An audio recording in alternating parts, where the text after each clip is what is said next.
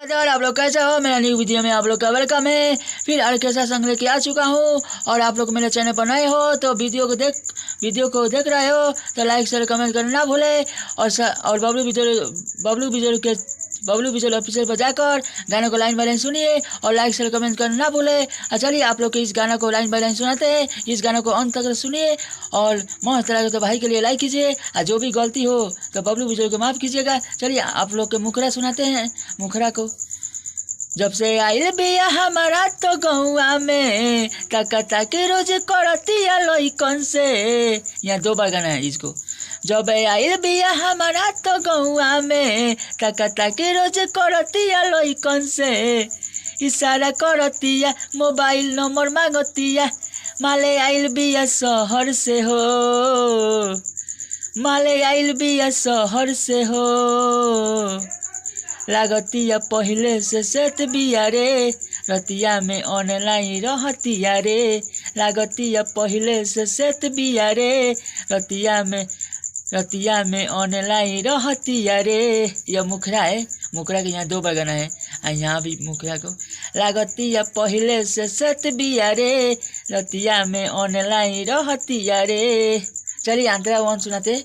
अंतरा वन को दो बार गाना है यहाँ पर और मस्त लगे तो लाइक कीजिएगा कमेंट कीजिएगा। जो भी गलती हो तो बबलू विजुअल के चैनल पर कमेंट कीजिएगा। तोरा के यार हम कैसे बताई देखते हो करा के मन पागल आइल। ऊपर से नीचा करतिया देख के भीतर हंसतिया। यहाँ अंतरा को दो बार गाना है। तोरा के यार हम कैसे बताई देखते हो करा के मन पागल आइल। ऊपर से नीचा करतिया देखे भीतरे हंसतिया। बड़ी हाला करतिया स्टाइल मारतिया घूमतिया सखी सहेली के साथ। यहाँ दो बार गाना है। बड़ी हाला करतिया स्टाइल मारतिया घूमतिया सखी सहेली के साथ।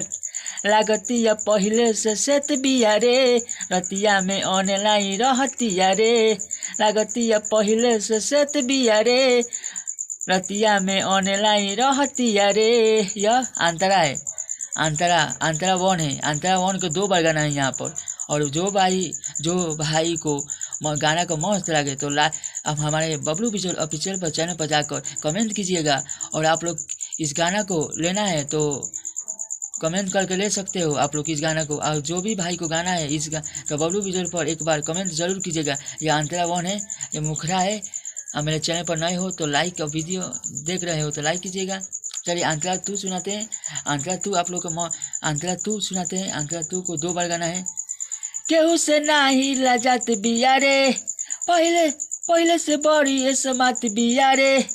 पवन परदेसी तू मानो तो बात हो देखना जंगला से हंसतिया माल हो। यहाँ दो बार गाना है।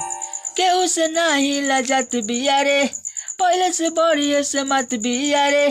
पवन परदेसी तू मानो तो बात हो देखना जंगला से हंसतिया माल हो। कहे बबलू बिजोड़ मजा लेत बिया रोज जब से आइल बिया शहर से हो।